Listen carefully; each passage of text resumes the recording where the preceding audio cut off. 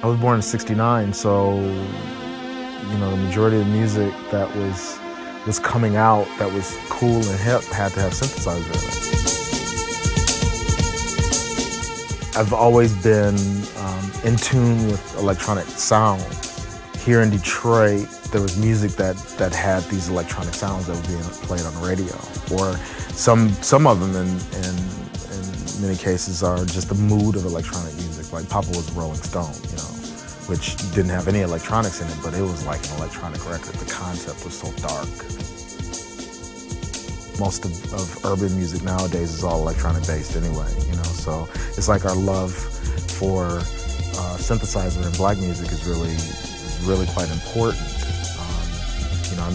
Whether you listen to that new Diplo track that he did with Usher, or you go right on back to Parliament Funkadelic and Ohio Players and all that stuff.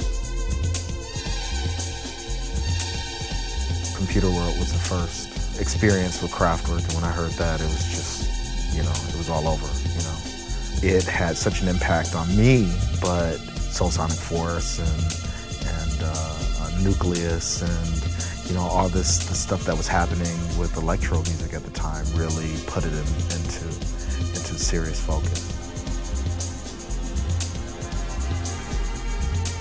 I have a cousin who made a record with Juan Atkins. It's called Technicolor. And one day I went over to his parents' house and he had like DX7 and he had, all these different synthesizers and stuff. And, he let me play around with this Prophet 6-track. And that was when Harold Faltermeyer, Axel F came out, which was a big record here, but it's a corny record though, but it's big. Like popcorn, basically, And by me playing Axel F on this little synthesizer, it made me realize, I can explore, I can really feel something out. Ditching the analog world and getting into the digital world is nothing new. For me, or even with Kraftwerk, when they did Electric Cafe, it was all in synclavier. And I remember being hurt because when I read, they're using this one machine to do that album, but Computer World and Trans-Europe Express blows away that album completely. It just really didn't make any sense to me. I've always kept my synthesizers. I've always, if I've sold any synthesizers, it's been digital shit because, you can do that in the computer now, but the analog stuff is really important to keep hold of.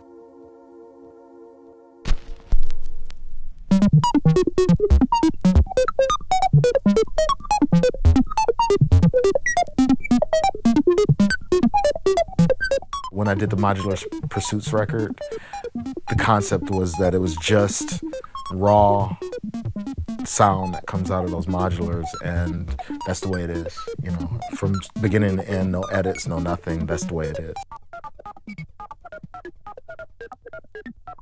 It gave me the opportunity to do something that I don't really see happening so much. I saw it happening in the 60s and the 70s where, you'd have these sound effect record, and the modular gave me the opportunity to make a record that I felt hadn't been made like that in years, which is Modular Pursuits.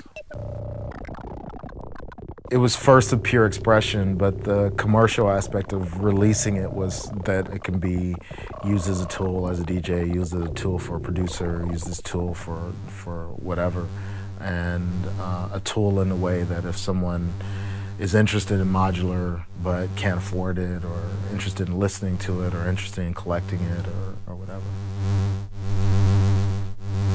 The modular stuff was always the unattainable, big room kind of, science laboratory stuff, or that you saw on a Herbie Hancock cover, or you saw in a textbook or something.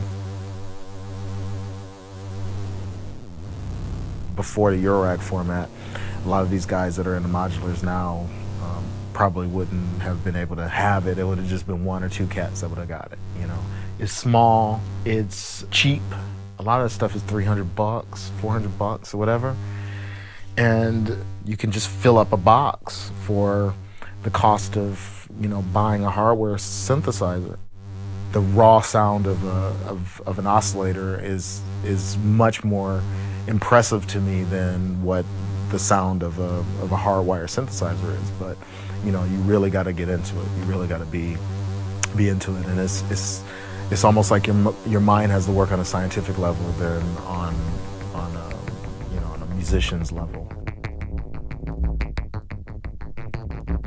The modular just makes it possible to repatch in other areas, make shit that doesn't seem like it'll be right become right, because it's not supposed to be patched that way, you know. I get a little crazy about it. You know, how many filters does a person really need? And I got a lot of fucking filters, you know. Unfortunately, it gets a little too complex too, because if I decide to unpatch stuff and then try to repatch and do some new things and whatever, then I could sit here, you know, dicking around with patch cords all day long instead of making tracks, you know. So it's like finding that balance in relation to being creative musically and being creative sonically.